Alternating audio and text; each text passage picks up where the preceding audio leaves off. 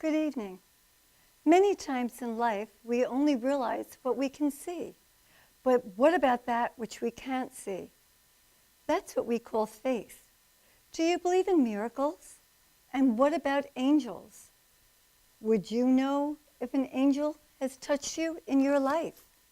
Tonight's special guest is Kerriann Flanagan Brosky. We're going to discuss these issues and many others in her new book called The Medal. We'll be right back. An author and photographer for over 20 years, Kerriann Flanagan Brosky has written quite a few books, including co-authoring a book about cooking. Welcome to Making a Difference with Gail. I'm so happy that you are here tonight. And what I'd like to start with is, before you actually wrote your first book, you have a fine arts degree in photojournalism. It's actually, yes, a Bachelor of of Fine Arts degree in photography. I graduated from CW Post at Long Island University, and I was very fortunate to study under Arthur Leipzig. Excellent. And the reason I mention this is, before we get to your wonderful book, The Medal, I believe that everything led up to that. Yes. And as a photojournalist, you took many, many pictures. You went in, you studied different homes, and then from there you wrote for newspapers, magazines as a local historian, correct? Yes, I did, with the hopes of preserving local history on Long Island. It's really important to do that. Have you always lived on Long Island? Yes, I grew up in Plainview, and I've lived in Huntington for, 23 years. Oh, my goodness. So let's talk a little bit about this next part of your life. From doing all of that, it led into your actually investigating ghosts. Is that correct? Yes, it's a really interesting story how that happened. I had written my own column when I worked at some of the local newspapers, again, preserving Huntington's history, that sort of thing. That eventually led to 2 books in the early 90s, which incorporated my photographs and research on houses that are still in existence.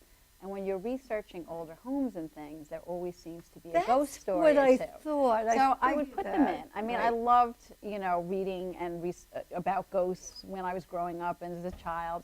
And as time went on, I was doing a lot of lectures. I was on the board of trustees for the Huntington Historical Society, and I was doing a lot of lectures on Huntington's history. But as it got closer to Halloween, they said, you know what, could you maybe pull out some of those ghost stories and do just a ghost lecture? Well, it was standing room only. I could not believe how many people were interested in this. When you go statistically, and I was surprised to find this as well, over 75% of the American public is quite open to hearing about paranormal, particularly. And if you look at your different TV shows, you're going to find celebrities having visits with ghosts, reenacting the scenes. So why do you think this is so popular right now? Because, we're in a different age. You are right, people are more open to things, and people are taking a more spiritual approach. So what ended up happening with me is people said, why don't you do a book just on ghosts? And I said, well, I was concerned about my reputation as a journalist. I wanted to be taken serious. And I waited for a while, and I had been doing some other freelance type work. But as time went on, as you mentioned, with these different shows, I said people are open to this. You're not thought of as being crazy, because there is a positive side to spiritual communication, and that's what we really have covered in the books. Absolutely. You do state, however, that you are an historian first, and a quote, investigator and an investigator second. Yes, I do. So that is quite important to you. It is. Now you have 2 books, Ghosts of Long Island, and the first anthology was a collection of 30 stories, and then the second collection came out, and again, 30 stories. How did you pick the particular houses? Were people telling you this is a particular area that could have been haunted?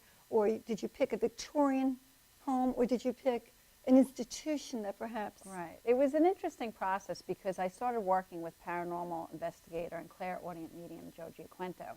And he had a list of items. I had kept a folder of places that I had heard of. So I really went from there and verified to make sure it was legitimate, historical in most cases. As far as the second ghost book, a lot of that came from my readers, and they said, well, you didn't have this in the book, you didn't have that. Oh, that's so and funny. It does have that heavy emphasis on our history, especially our Native American past, and the American Revolutionary War, and woven into that. And Walt Whitman in that area. Exactly. And woven into that would be these ghost stories, legends, and myths, as well as spiritual stories. But you were a little skeptical at the beginning. Not really. Not really? I was fairly open. You were fairly open. Yeah, Okay. it was fine. It's a very positive experience, actually. Now, I know that you said that there are 10 different types of ghosts. I'm not going to put you on the spot. But share with us a couple of different ones. Yeah, this grouping of the 10 types of ghosts actually was developed by Peter Underwood, who's a very famous paranormal investigator in London, England. And he compiled this. And when you read the Ghosts of Wylam books, you can see how it fits. Most people are familiar with the traditional type of ghost. Right. That seems to be someone that's from history, that seems to be place-centered, sort of stuck here. But then there are ghosts that are of inanimate objects, which could be objects carrying energy. They're not alive. So it's energy. It's more energy. It's energy. There's things flying modern around ghosts, would be energy. people who have just died, women who have gotten messages from their husbands at war, that type of thing. And animal ghosts, so the list goes on and on. And that's what I'm finding. More and more people are open. Yes. Recently, someone said to me, you know, I honestly never thought of paranormal. Right. I have to see it to believe it and then Exactly. question it again. But I think sometimes when one loses a partner or a family relative, sometimes you feel you're getting messages. Yes. And I think that's also why this is probably becoming so popular. Well, we have a video clip, and this is in Cold Spring Harbor. And as we're getting the video clip at this beautiful restaurant, which I've also eaten at, I do want to ask you, why around the water do we seem to have so much of this happening? Is there any reason for that? Well, it's not even that it's around the water. It's just that Cold Spring Harbor, for whatever reason, has that really, it has a lot of activity, I have to say. It really is one of the most haunted locations on Long Island because of its history and because of the different things that went on there, the energy, that sort of thing. So, and in this particular restaurant, yes. Gorgeous. We're going to hear a little bit about it. Okay. And as we get into it, you do have a blog radio show with Joe. Or you I did have it for 3 years, and Very actually popular. everything's still on there. People can go on They can to it still and go listen on to it, there even though we're and not see it. doing it live Okay. now. Well, let's take a look at Okay. this video and All right, see what thank you you. think. Is the Harbor Mist restaurant in Cold Spring Harbor haunted? That's the question that some paranormal investigators tried to answer. Today we're in Harbor Mist in Cold Spring Harbor. It's a wonderful restaurant. And this was actually the first story I ever wrote about in a column that I had back in 1995. And it's changed hands several times, so it was under other names. So at that point it was the Old Whaler, it was known as. And then it had several names after that. But there's a great history to this because Cold Spring Harbor is a seafaring town. And back in the 1800s, they would have the whaling ships come into port right outside the restaurant here. And sometimes the men that lived in Cold Spring Harbor, these sea captains, they would be gone for months to sometimes years. And the wives would become very lonely because they would be watching the house and they'd start running out of money. So at that point, they started coming here to work because this place was a brothel, believe it or not. And we have some interesting photos that I can show you of when it was a brothel. And the women are pictured outside. There was an upper deck at one point, and they're pictured with their skirts hanging over, sort of, you know, showing themselves off. And the men would come back from, you know, different trips, and they'd come here for a drink and use the brothel. So it's sort of a funny legend in Cold Spring Harbor, which has the, you know, the whole sense of being very proper in the town and everything, and to think that this went on, not only in this building, but down on Main Street, too. It was very popular at that time. So it is kind of funny. They've had seances, they've had a lot of psychics come in over the years. They've had people who are sensitive come in not knowing anything about the background of the place, and then all of a sudden they say something's here. So it's been confirmed by a lot of people. And people have seen shadows running across the upstairs.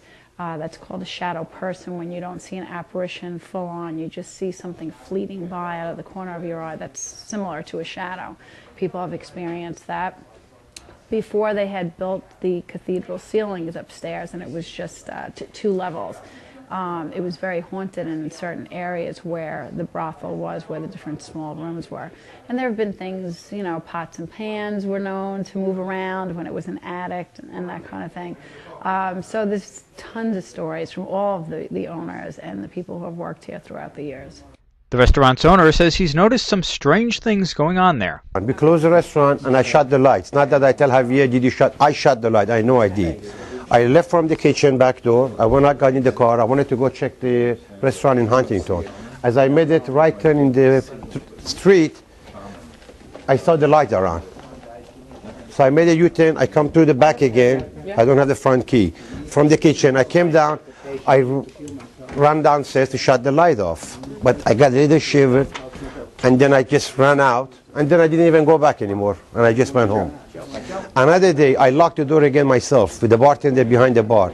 I took the key from in the register. I locked the front door. I give her the key. I said, let's go. She comes out of the bar. She goes, you locked the front door? I said, I did front off the door. She opened the door. She goes, no, it's not locked. I said, I locked it. I locked it. No, it wasn't. I was unlocked again. Yeah. Like weird. So have you ever heard or seen anything unusual? Like Just the picture frames that fall from the bar. One night we were talking about it. There are 3 frames on the wall, and we talk about the ghost. And then suddenly one of them fell down and it cracked. And the other people, they were amazed, like what happened. And I'm telling you, I've spoken It's to like 2 to that you 3 get, a shake. Yeah, there is something. Definitely there is something here. Yeah, but what I don't know. But there is something. Is the harbor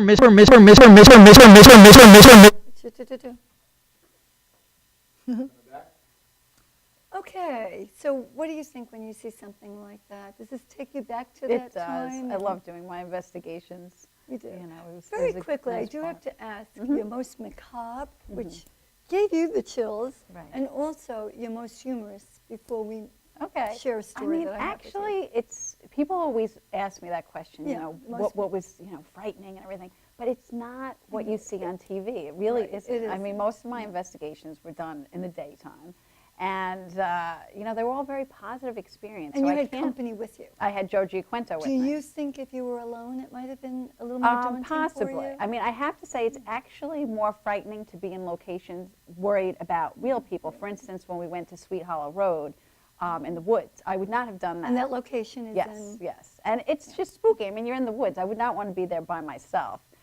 So Joe was with me. But so sometimes you get more afraid of That's real considered people one of the 10 most than ghosts. frightening places. You know, it in is. Long And Island. most of it is really just legends and myths. There's really no Really? truth to that just one, but looks it's part scary. of our culture It- on Long Island, so I right. include it in the books. So it's a little different than what I normally And any write humorous about. stories? A lot of humorous of humor. stories. Oh, I like yeah, a that. lot of humorous stories. Just working with Joe in general It's is, fun. is fun. I mean, we do this whole thing, a play on the X-Files, Scully and Mulder kind of thing. But we were in a place, an antique store in Eastport, and the man that owns it, he had told us, he said, oh, watch out, my uncle, who's passed away, Uncle Levi, if you don't behave, he'll knock something down and he'll knock something over. And I was, oh, yeah, right. Okay, And rolling so your Joe and I had gone upstairs, and I had put my camera, and I was still attached to it. I had the battery pack on, and I had put it next to me. And next thing you know, whoosh, went right off the table. I could not believe it. I mean, What did you say? I've never Sorry? dropped my camera Did you ever, say and I was still sorry? attached to it. But he knew I was. Oh yeah, we'll see what happens. Oh, and is that we were in funny? shock. Joe just could not even believe it. And then he had picked up an EVP, which is an electronic voice Electronic voice, phenomenon. right. That a little laughing and the sound of glass Oh, my breaking. So that was a funny. You know one. what I liked about that piece? Cold Spring Harbor is absolutely delightful.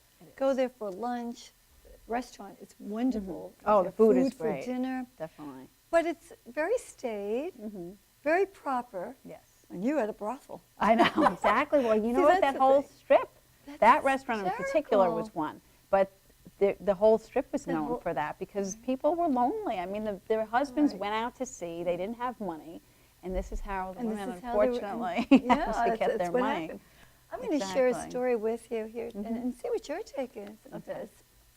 And again, you put yourself out there. Yes. I bought an antique desk, Mhm. antique place in Northport, Mm-hmm. and I was fascinated with this desk, and I didn't realize it came from the 18th century, the 1770s. Right. And I just, as a former teacher, I loved it, but it was pretty fragile, Mhm. and I didn't even look on the inside. I just went, oh, I love that desk. Right. I took it home, and I would say a few months later, I was alone in the house, I was awakened, my dog jumped up, and I heard children's laughter. Mhm. So I thought, that's strange. The windows are shut, so it can't be from outside.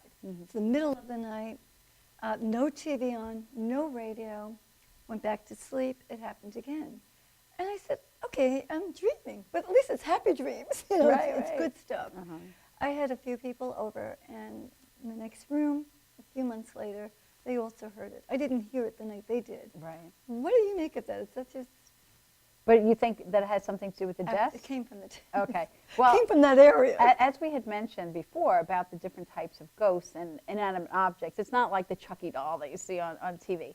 You know, certain objects... No, I didn't feel nervous right, at all. could contain energy. And it was a wood desk, you said? It was an, All it's right, an so- old wooden desk All right, with a little especially because key. it's wood, Bring it okay? down. Yes. It will contain some energy, and it possibly, you know, could have been leftover residual, you know, sounds and energy that's coming out, and it's just creating a phenomenon.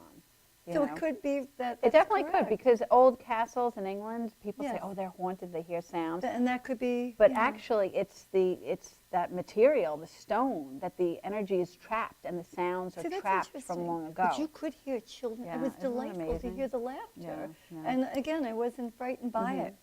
All right, now let's talk about this. So now you're going from nonfiction to fiction. Yes.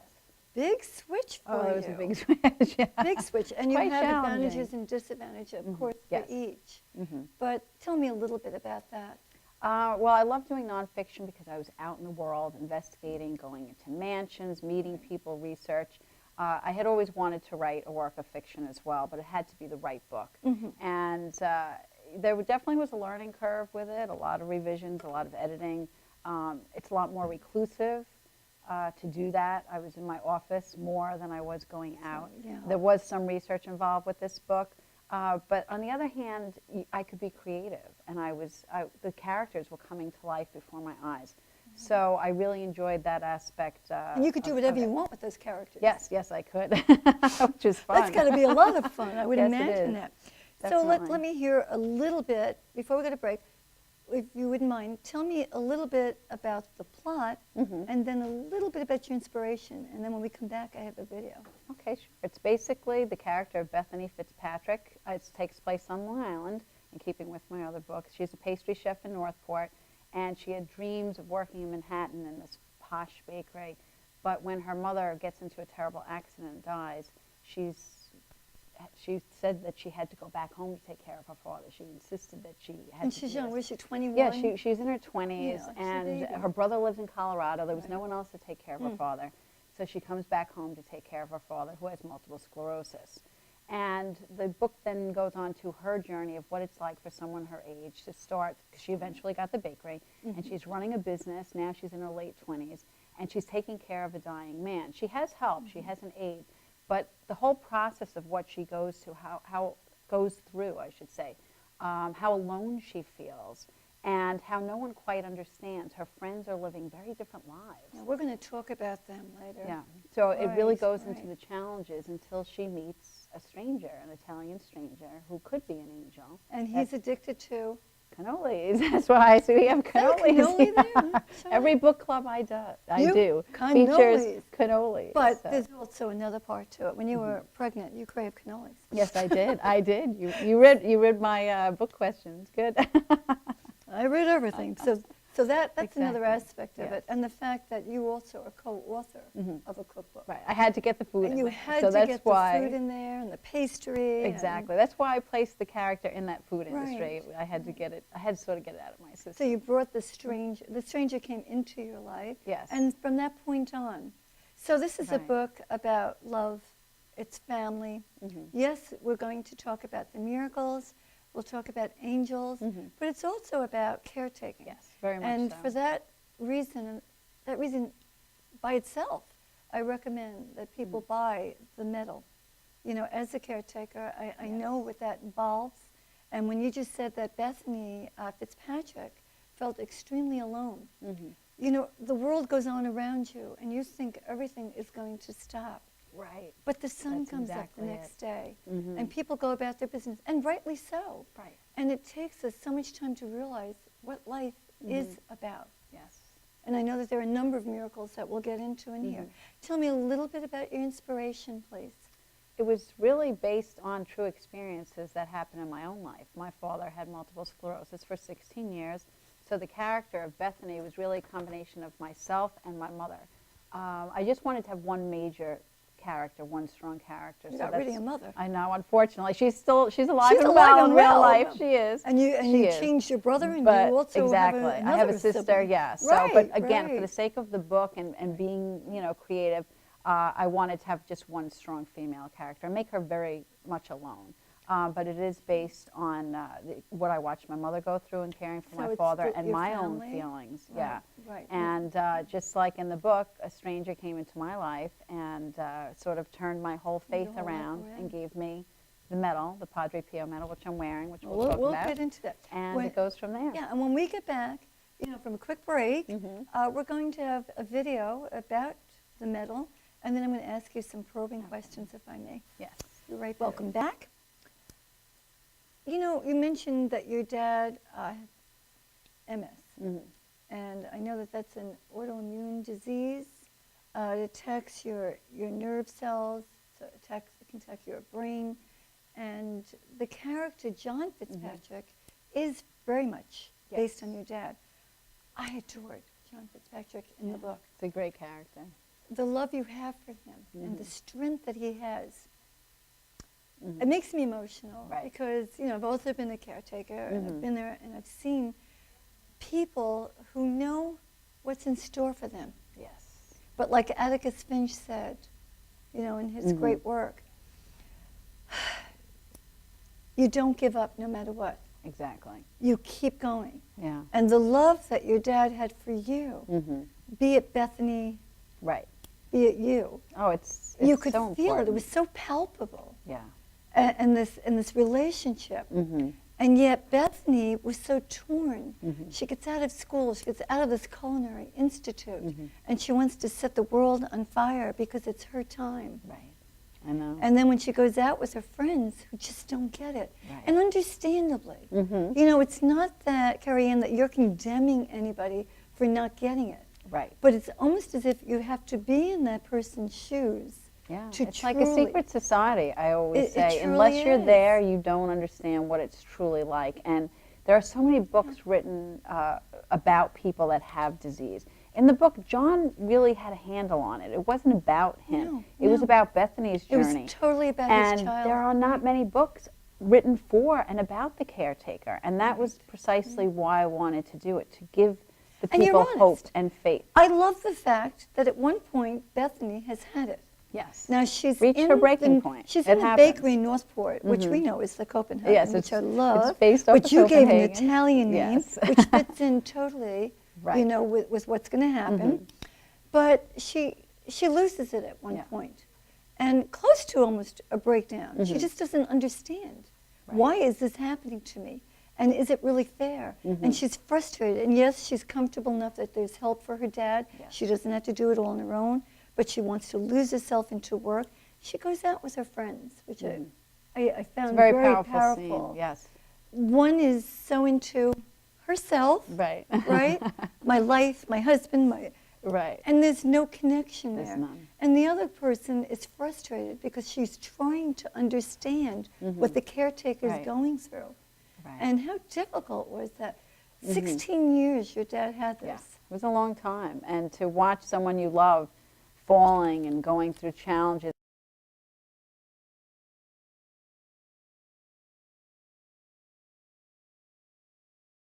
Very young. When he was first diagnosed. So it was a long time. It was very rough on my mom. And so I Absolutely. really wanted to capture, that part of it in the book and to tell people that they're not alone. Now, in addition to making a difference by sharing all of this with people, and people have said you've literally changed their lives. Yes. And I have my tissues here because I cried through the whole book. But it was tears of going through my life and saying, wow, Yeah. validation. Yes. I felt that. And maybe I should have been a little more angry at times. And maybe I shouldn't have held in all of that It's emotion. okay to have those It's feelings. okay You to know, it's have it. part of why we're here, to Exactly. feel those emotions. But at the time you're going through it, and to have Bethany at the age of 21, so difficult. You also have established something in your dad's honor. I Would you like did. to I share that with ran the an audience? event for 10 years as a third-party event for the Multiple Sclerosis Society. And in memory of my father, it was the Michael Flanagan Memorial Fund. And each year we put a child through a special MS camp because people don't think that children have multiple sclerosis, and Anybody they do. can. And you know, they require, it's very hard. They right. can't be out in the heat in the summer unless they're on their medications and being monitored by staff. So the fund that I had created helped put a student each year through the summer camp. Usually more women afflicted, and the ages are a little bit different, but they don't know if it's environmental, I know, viral. it's not- It's one of those things that, and you have to take so many tests. Yes, it's very hard to To diagnose. diagnose, Yeah, right, it took right. them a long time for my Right now, dad. Jimmy enters your life, Bethany's life. Yes. I mean, but Jimmy enters, and he comes in, and at this point, you know, you've been to church, and you've had it. Tell me what's going through your mind. Okay, well, in the book and in real life, I reached the breaking point. Bethany reached the breaking point, questioning. And sometimes people come into our lives that we would least expect would be the people that would help us. And in this case, it happened to me and it happened to Bethany because the character of Jimmy, he looks like he's off the set of The Godfather. If you ever had to pick someone and who... exactly, and she's taken back by this. Like, who is this, and how did he get into my bakery? And he's very intimidating. But there's also something, as you read it, very childlike about him. And he doesn't say a whole lot of where he came from or who he is. And that's when you start to wonder, who is this? And he started to tell Bethany about Padre Pio, the saint who bore the stigmata. All right, so let's go back for a second, though. He is an angel, then. I think so. So angels They're all can around look us. like us. Yeah. Okay. I've heard so many stories, and I'm sure you have too, where people have said they've actually... Oh, there's tons. Tell me. There's tons of stories out there. People Everyone are sharing has this had with angel you. encounters. I mean, because we grew up thinking that angels had had wings wings and everything. right, But right. really, as I said, they're the most least likely people, and that's why we don't think that they are. Okay, got to share again. Okay, go ahead, go ahead. I have to share. I'm so excited about this. After my husband's death, 4 years with pancreatic cancer, was caretaker, teaching at the time, my daughter, high school, going into college. It was a very difficult time. I'm That's a sure. horrific disease. It is. But after his death, a few years later, I joined a gym, met my significant other, and indulged in a Porsche. I mean, we're talking hot. Right. Convertible. And I remember that I didn't pay attention to the weather forecast. And I went to, Sachem High School where I taught. And the weather changed and the blizzard began. Oh, no. So you could well imagine. Right. I mean, and I'm thinking, okay, well, they'll let us out early. No. Right. When you're teaching high school level, everybody else gets out. It was about Except for you. 3:30, just getting caught in the throes of a mess. And on the way to getting to the expressway, I got stopped a few times. Right. But I thought, okay, I can do this. I don't know what I was thinking. I just wanted to get home. My Right. feet were cold, and that was it. So I got in the car, and I'm in the middle lane, and I got stuck. Now, if you could picture zooming trucks on either side, Yeah, it has to be terrifying. my window partially open, and I'm stopped. And I do remember some people zooming by, move over, lady, Right, honking. right. I'm thinking, what can I do? Well, after, the whole thing was probably about 10 minutes, but it felt like an eternity. And I called my significant other, and he was in the city. And I said, I'm going to die. I mean, I was hoping that my car would literally be hit, that I would be pushed to the side, Yeah, so you feel and that somebody way. would help me. Right. But when I saw them zooming and my car is moving and I'm stuck, I thought this is how it's going to go. And I wanted him to say goodbye to my daughter. I really meant it. I Right, wasn't being wow. dramatic. Right. I mean, I tell you, my mascara was down here. I was sobbing. Right. He was still on the phone with me, and I was frustrated. And I threw the phone down, tapped the window. Now, remember, it is a blizzard. But I'm looking, and a guy tapped, chunky-looking guy, dark hair. I'll always remember this. And he said, I am not going to leave you. You're going to be okay. Now, I don't know if he said Gail or girl, but to this day, I cannot tell you. Right. First of all, I would not have thought he was an angel because there was a guy. Right. And I thought, Exactly. this guy's crazy. Well, I'm thinking of all this. I'm crying. I handed the phone to him, and he spoke to him. So again, you don't think anything of this. You don't. But I'm looking for the car, and I'm looking around, and he said, and again, this is just within a few minutes, you're going to be okay. And I felt very calm, Right. but I thought, we're both going to die. Yeah, I know. I He mean, he's said- standing in the road. He really was. Yeah. And the middle lane was honking and everything. He said, I'm going to push you. I want you to do this with the car. I only remember what it was. Probably start it, because I was panic-stricken. I couldn't Right. even hear at that time. He said, I'm going to hit the car, and at that point, I want you to keep going. You are not to look back. Promise me. I'm like, okay, I'm crying. Did it, went, and I had wiped off the mirror on the side.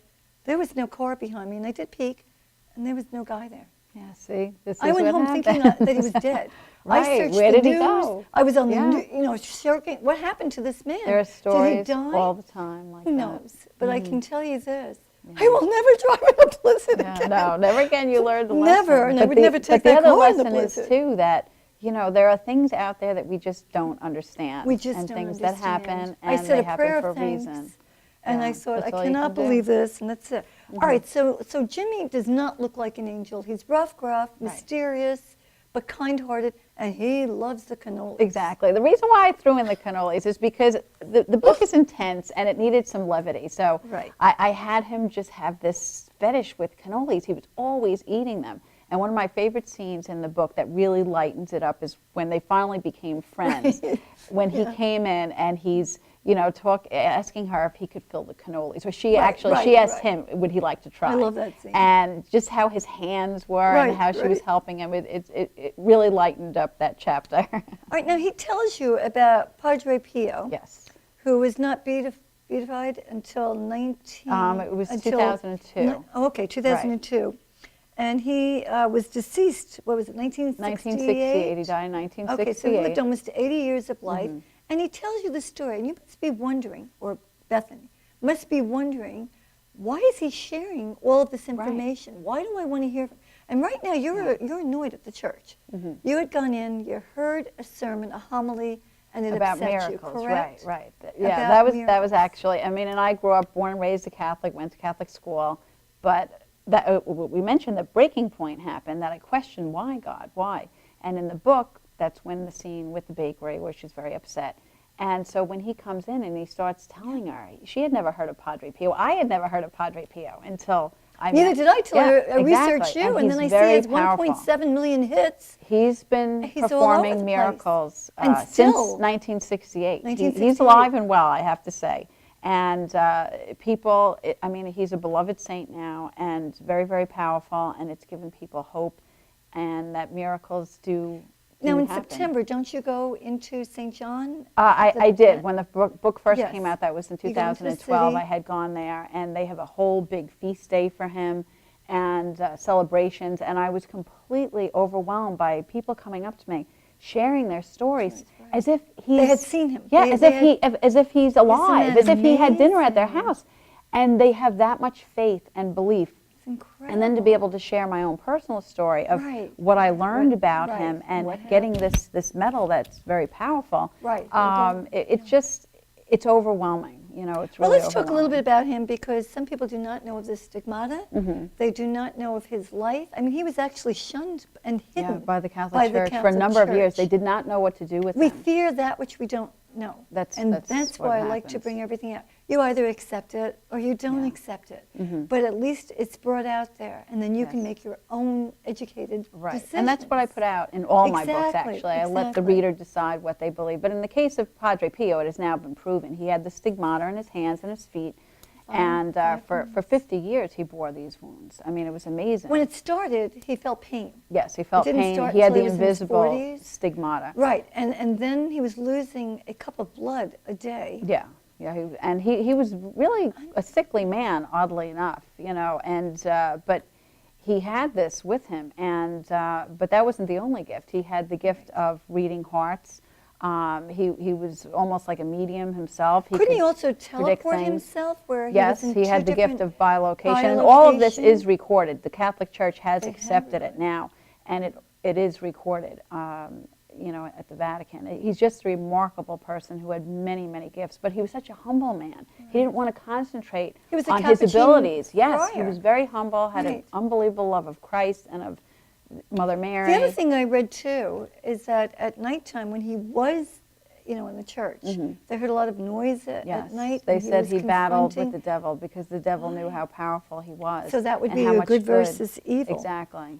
And you're the exactly. first person to bring him into a fictional mainstream. book. Yes, yes. And That's I gotta really be think that I was special. chosen to do this based on my I was gonna background. ask you that. Because Why unless people know about Padre Pio and go to a religious store and get a book written Right. by a theologian, you wouldn't know about the saint. And I think that I was chosen, and my father was an example through his life and his death, to spread the word about Padre Pio and how powerful he is, and how people, even if it's not a miracle that they expected or wanted, if they wanted some other kind of result, that We don't he's always still know what there. to ask No, we don't for. know what to ask for. We don't. I'm and going we to think share. we I do. had something But like that too. it's about It's hope such and faith and hope getting and on with faith. your life no matter what happens, no matter what tragedies occur, that you can go on, that life is for the living. So do you feel that he helped you write the book? Definitely, definitely. All right, well, we have to break, but when we come back, I do have one question I want you to think about. And it's a question that you've heard before, perhaps, but I still want to know from you, Okay. why do you think bad things happen to good people, Kerriann? Yeah. We'll be right back. All right, you've had some time to think about this. Yes. I can't wait to. So, again, why do bad things happen to good people? Your dad, sweetheart of a he person. was. You have Bethany, who's worked so hard to get herself through school, to do what she so wanted to Right. do.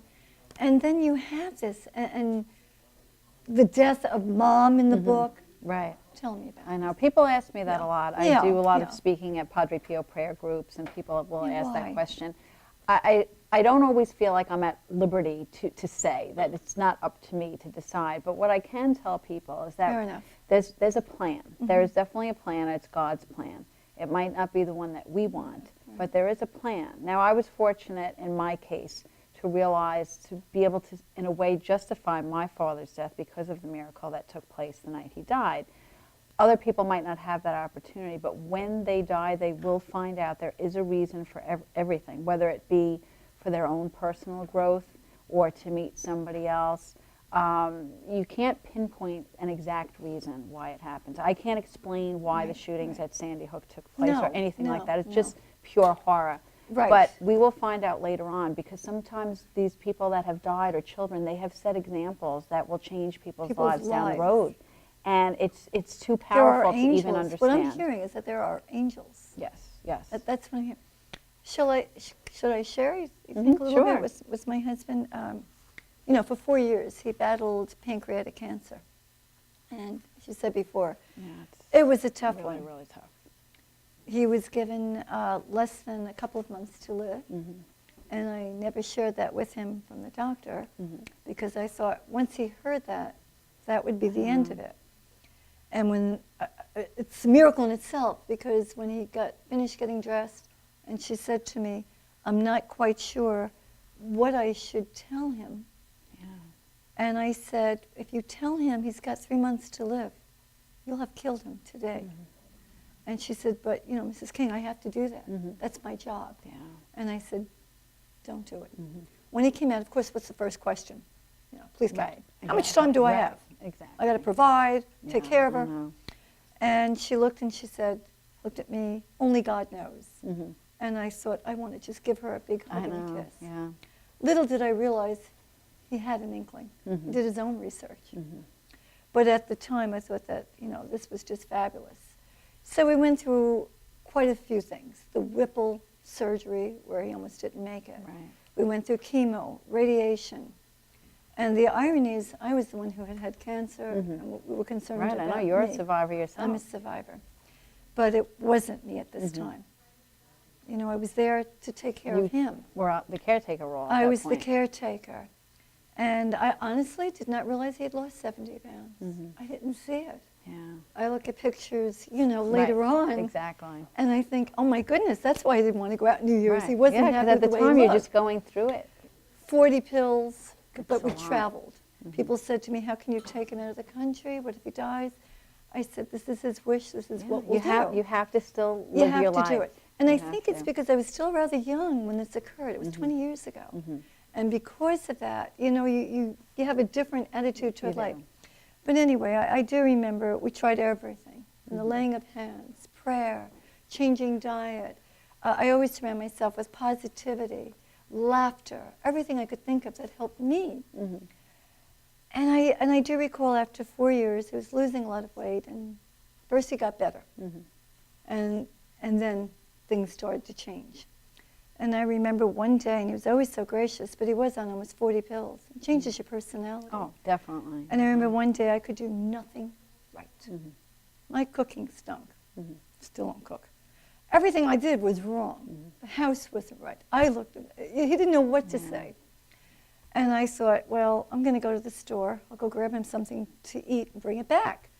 And I cried all the way to the store, in the store. When I came home, he was smiling, and I thought that was so strange. A student of mine, a former student of mine, had found my phone number somewhere and called to tell him how fabulous I had been in his life. Really? Wow. I get the chills thinking about this. And he was excited about it, and because of the medication, it was like, whatever, was confused. Yeah. When I walked in, he was just in such a good mood. And I remember still being upset, and the next day I remember praying, and I said, this is no longer about what I want. Right, that's exactly. And when you let go, and that's what Please do went what's through. right. And I think Exactly. that's what I got in the book. I said, Yeah. please do, you know. Yeah, I always prayed that my father, of course, would be cured. And I prayed every single week for years. And then there was that time that I realized, you know what, it's not about me, it's not about what I want. Right. Although, of course, he didn't want to die, but he knew that he had to. No, but there's a time when somebody understands. They and do. He knew that I would know how to balance my checkbook at this point. Well, look at what you're doing now. I mean, you're changing people's lives with your show. So that might not have happened if you still had your And husband. I knew that having had my cancer, I could be a caretaker. Yes. I would know. You've seen both sides There of were the fence. times that, you know, he had an infection, and I'd race him to one of the local hospitals, and I'll never forget the doctor. He didn't know I was an English teacher, thought I was a science teacher. And because he had an infection, the nurse fainted. It was after hours. I had to literally open it up and help with the stitches. Right. Isn't it amazing what you could do, though? You don't realize the strength. And that's another thing in the book that I wanted to share is that you're stronger than you think. And you can get through the toughest of times. But yeah, you come to that So you pray for what's right for the person. And the minute and I give change, me the dignity, and also give me the dignity that's exactly to handle this. Right. And to be strong for my daughter. That was the other aspect of it. Yeah, and there's so many aspects of it. And that's why I think this book is so powerful. It Why covers I keep all of recommending that. it. I know you can get it at Amazon, Barnes & Noble, and other local bookstores. Right, and Book Review Let's and talk about this. One other aspect that I want to mention is that you don't have to be a practicing or religious person. No, I've had Jewish people love the book. I mean, they And learn about atheists. Didn't Catholic you say that religion. for I've had me? some people, and it So just why do you affected think it people. appeals to Because so of many? that aspect of hope. You know, that's universal. It's not just for Catholics. You know, hope, moving on with your life Moving on with despite your life, something right. bad happening, and that's what people can relate to it. Some people have said that you have changed their life totally. Would you like to share in Yeah, some I'm cases? very humbled by it, I have to say. I mean, I've had people coming up to me crying, wanting to see the medal, and saying the book has changed their lives. One incident, a woman called me up and said that her mother was so despondent. She had lost her daughter, and she wouldn't leave the house, wouldn't take phone calls, nothing, because the daughter died. I guess the daughter was about 50, in her 50s. And so the sister, the other woman, the woman's other daughter, purchased my book, gave it to her. And within a week, the woman started to respond to people, reread the book, and she said that the book changed her life. Her whole life. And said, you know what, if Bethany could get through this, I can move on. Isn't that beautiful? You know, and That there's is so many people amazing. that said that they were lost until they read the book. And as an author, what do you say to that? I mean, it's very powerful. I wanted to write books that You say make you're a going to have to difference. do a sequel. I know, a lot of people say that. I'd That's love a what you movie. say. I'd love a movie about it. I'm going to ask you, too, about that in a few minutes. I do have a couple of questions for you here. Now, the other thing, too, and I know you've been asked this before, but I still think it's worthwhile discussing, as a practicing Catholic, how do you, how does the Catholic Church feel about what you're doing? I understand was, Pio Padre. Right. Fabulous. Right. Right? I get that. But still, you're dealing with paranormal. You're Yes. dealing with other things. And while it is recognized by the church, Right. I don't know that they're always very happy Right, about that. exactly. You know what? I know a lot of people in the church, priests that have, the same beliefs. It's really an extension of what I believe as a Catholic to have more spiritual beliefs. And when I was 16, I spoke to a family priest and told him I thought I was being a bad Catholic because I was reading Because Shirley you- MacLaine. Really? And he told me, he said, the Catholic Church is required to teach you, what they're required to teach Correct. you. And it's up to you to go outside of the box and find your spiritual path as well.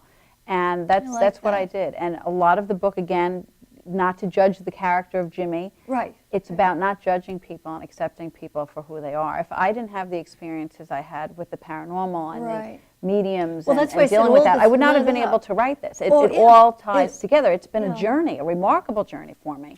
And it's been nothing but positive. What I've done with the ghost books and with this, it proves that life exists beyond this and that our loved ones are always with us, helping us on our journey. They're not high off in a cloud Well, now playing let's a harp. speak about. Yeah, because I want to make beautiful. sure we get that in. Yeah, I want to make sure if we don't know if can they get could maybe a zoom little in. bit more. This was the Padre Pio medal that was given Yeah. to me. Okay. And it has a relic on the back Okay. of an article of Padre Pio's clothing. And it was given to me by the Italian stranger in my life, who's Jimmy in the book. But it didn't always look like this, okay? Oh, This, right. this medal was given, and my father wore it for many years. And every time he was in the hospital, I would look at this medal, and it would bring me faith and remind me to pray to Padre Pio. And although my father, I had switched my prayer Right. and saying, I understand I now, understand you could take now. him. And he Right. died the next day. I did have time with him to say goodbye, but my father couldn't respond at the time.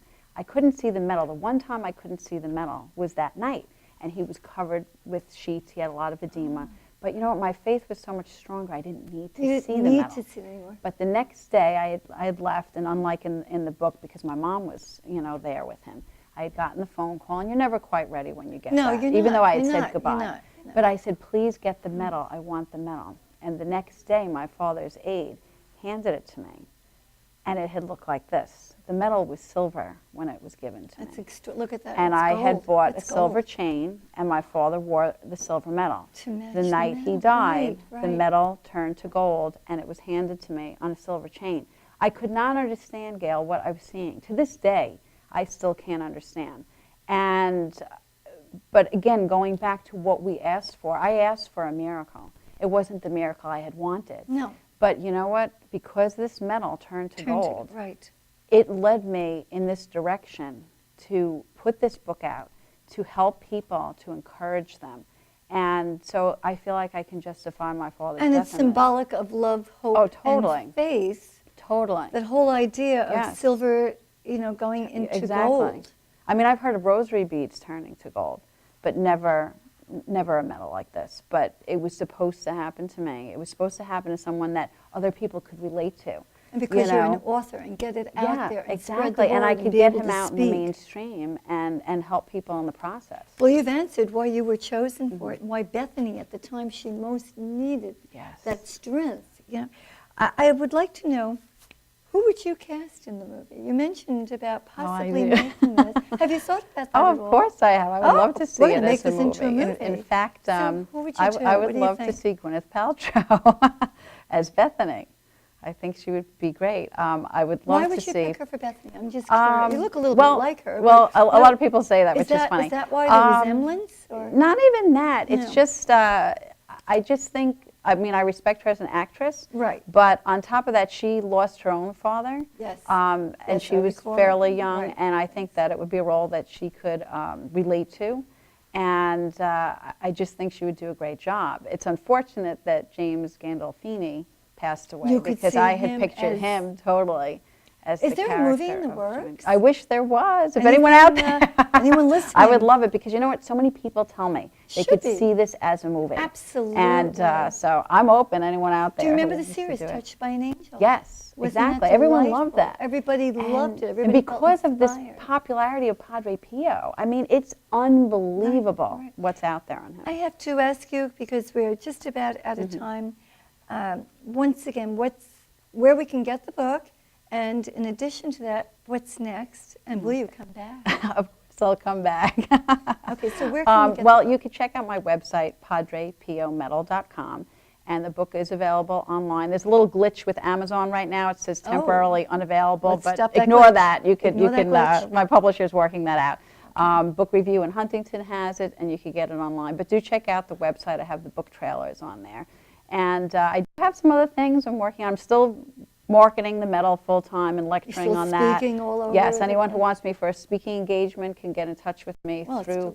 I do a delightful. lot of book clubs. I do private book clubs, libraries, lectures, anything. You know, I'm Will you well take known as me a with speaker. you on your next outing? Yes, for a ghost? exactly. And I do have some things in the work that I'm not at liberty to say yet, but you'll But have you'll to come have me back on. and you'll you know, let me so know. I should know in a couple of weeks. Well, Kerriann, Flanagan, Brosky, it's been such a pleasure. It's a pleasure being on your show, And I Gail. hope that we shared some of the mysteries, and that people will pick up this book